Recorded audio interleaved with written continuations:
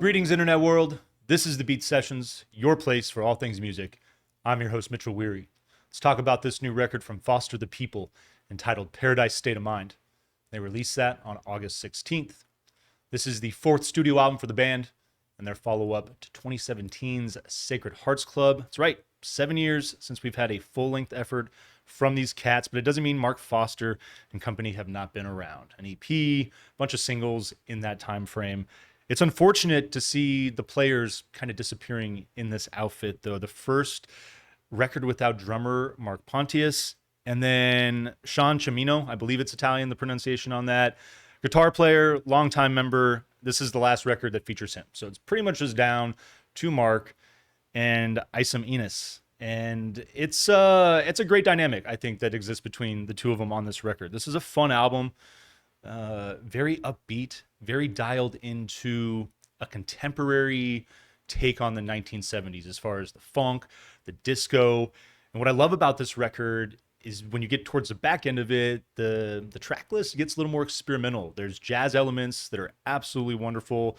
I think they're working really well on these compositions, and it definitely gives the back end of the record, in my opinion, a little more flair. I've always loved the very pop-driven indie style of music that Foster's put together. It's tough to put a label on it. Very electronic driven. And I think that's the cool thing about this record is that you're getting somewhat more of an analog experience, a little more guitar work, a little more drums, but that classic sound, that feel that they bring is still there. I really love the funk elements on this record. There's a number of really dope bass licks that I enjoyed the heck out of while I was listening to this thing. The disco elements are killer as well, in my opinion. You get bright synths and some string elements that work in that are really complementary to what's going on in those compositions. And then, yeah, talking about some of the jazz work that's coming together on the back end of that album. Certainly giving this thing life and a little more character. I think that it certainly is making this overall listening experience just much more dynamic and complex. Pretty cool. Mark talks about focusing on the 1970s and not just the music, but the attitude. Talking about, it was interesting. I was listening to the radio earlier, it was a classic rock station, and they played the Eagles' Life in the Fast Lane, talking about, the 70s and the decade of decadence. Let's call it that. And I think most people that were there, if they partook, they know. I've heard stories. Apparently, it was pretty wild. I was not there, but the Roaring '20s, where we're at right now, I think that there's a lot culturally, politically, socially that's going on in our country that really does reflect a different time in that time. So I think it's cool the way that it's not just the music, but it's commenting on the current landscape. And what I love about Mark is that he is the type of guy to keep things upbeat, optimistic. He's not afraid to approach dark subject matter, things like death or some of the other things that we don't necessarily care to talk about.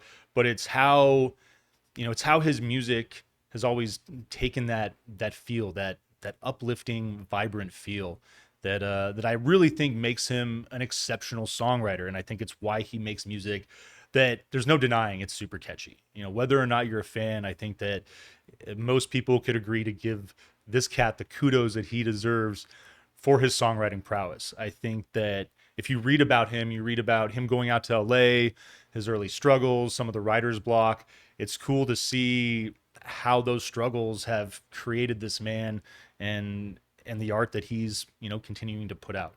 So I love that about the outfit. And this thing is certainly very danceable, fun. See You in the Afterlife is your opening track. Muted guitar, and it ushers in this very bass-driven track. This is a cool song. I will say it felt like the bass production on this thing was a little overdone. And I understand that it feels like he is going for this fuzzy bass element in the track, but it felt a little overproduced. It felt like the drums kind of disappeared. I liked the song. It didn't really hit my ears the way that I wanted it to, and that made me nervous starting this thing off. But I'd say the rest of it, absolutely killer. Lost in Space, your second song. Get this funky, pulsating bass. Opens up this bright disco track. The strings are nice. They create great texture in the back of the song. The electronic elements. There's some sci-fi components to this thing as well. It is a great track. Probably one of my favorites. Take Me Back, your third song. Super funky. It slows things down a little bit. This thing comes out with a pretty hot pace. So I like the ebb and flow. Got big bass, playful synths that are layered in the backdrop of this thing. It's going to lead into your fourth track, Let Go. Muted piano intro. It's going to open up another mellow number. You get this big groove surrounded by light instrumentation. And then it takes an interesting shift about 2/3 in. And this is just the beginning of, a handful of compositions that really go into territory that's unexpected. And I think that makes this record experience just so worthwhile. Your fifth track, Feed Me, is going to open up with some sci-fi synths. You got about 30 seconds of that build, and then it just brings this up-tempo funk back. I like, again, that change of pace coming off those previous two kind of more mid-tempo tracks. Great strings that are a work on this song, really nicely done. Paradise State of Mind, your title track, is number 6. Playful synth intro, drums tumble in, and then you get a mellow track with disco flair, and it builds and it goes big by the end. It's a good number. Your 7th track, Glitch Zig, is I love this song. It's interesting, like super electronic. It kind of it made me think of Kraftwerk, frankly. Kind of that sci-fi feel with the electronic elements. Chorus finds a mellow, catchy groove. There's kind of this shift as far as the feel of the music. And then honestly, this is probably my favorite song because this coda that hits for like 2 minutes. Stuart Cole, I believe, is rocking the trumpet on this track, and he just slays it. It is such a cool number, and yeah, definitely my favorite track. The Holy Shangri-La is your 8th song. Brings a thick, mellow funk. Love the bass on this track. It's got this just classic, soulful feel. It's really nicely done. I feel, as far as just like the funk and soul that's reflected of the 70s, this song might just catch those, just what was at the core of that, I feel, at that time, the best. Sometimes I Want to Be Bad is your 9th track, don't we all?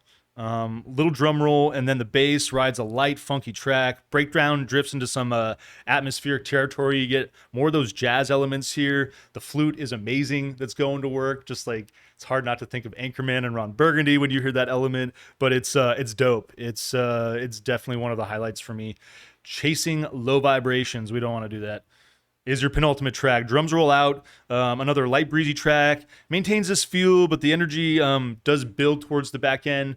For a penultimate track, it wasn't the most exciting, I will say that. Not a bad song, but didn't really feel like the placement was necessarily there for me on that. A Diamond to Be Born is your final song. You get this a cappella electronic vocal. It opens up for a couple of minutes, it feels like. Then synths and drum kick in to carry. You got a little simple piano that works in when the music kicks in. And then it just kind of does this thing where it backs off. Like the vocal element will work in. It's kind of this, I shouldn't say kind of, it's very much an avant-garde kind of track. But I do dig when the music kicks in. And why not get a little experimental on the backside of this thing, be a little playful. It's been 7 years, and I'd say that as a whole, this is a pretty damn solid effort. I'm going to give this thing a 7.2 out of 10, and looking forward to buying the wax. You got single record. I think the price point on this thing is pretty legit, so will vinyl please it as well. Hope you guys had a great weekend, and hope the week is treating you great so far. And I hope you enjoyed this record. Please like this video, share this video, do all the things to help me blow this project up in 2024. Subscribe to the channel and stay tuned throughout the week for more album reviews. We will see you next time on the Beat Sessions.